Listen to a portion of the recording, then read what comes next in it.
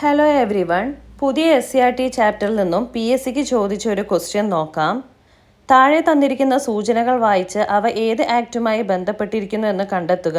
സൂചനകൾ: കേന്ദ്രത്തിനും അന്നത്തെ പ്രവിശ്യകൾക്കുമായി അധികാരം വിഭജിച്ചു. 321 വിഭാഗങ്ങളും 10 പട്ടികകളും. ദുർബല വിഭാഗങ്ങൾ, സ്ത്രീകൾ, തൊഴിലാളികൾ എന്നിവർക്ക് പ്രത്യേക മണ്ഡലങ്ങൾ.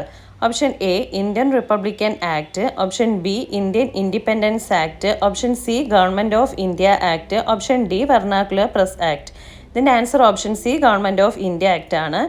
7ാം ക്ലാസ്സിലെ ഭരണഘടന വഴിയും വഴികാട്ടിയും എന്ന 3ാമത്തെ ചാപ്റ്ററിൽ നിന്നുമാണ് ഈ ക്വസ്റ്റ്യൻ വന്നിരിക്കുന്നത്. ഈ ക്വസ്റ്റ്യനിലെ ഈ ഒരു പോർഷനിലുള്ള the government of India act 1935 321 വിഭാഗങ്ങളും 10 പട്ടികകളും. ദുർബല വിഭാഗങ്ങൾ, സ്ത്രീകൾ, തൊഴിലാളികൾ എന്നിവർക്ക് പ്രത്യേക മണ്ഡലങ്ങൾ. കേന്ദ്രത്തിനും അന്നത്തെ പ്രവിശ്യകൾക്കുമായി അധികാരം വിഭജിച്ചു. 6 പ്രവിശ്യകളിൽ ദ്വിമണ്ഡല സഭകൾ, കേന്ദ്രത്തിൽ ദ്വിമണ്ഡല സഭ.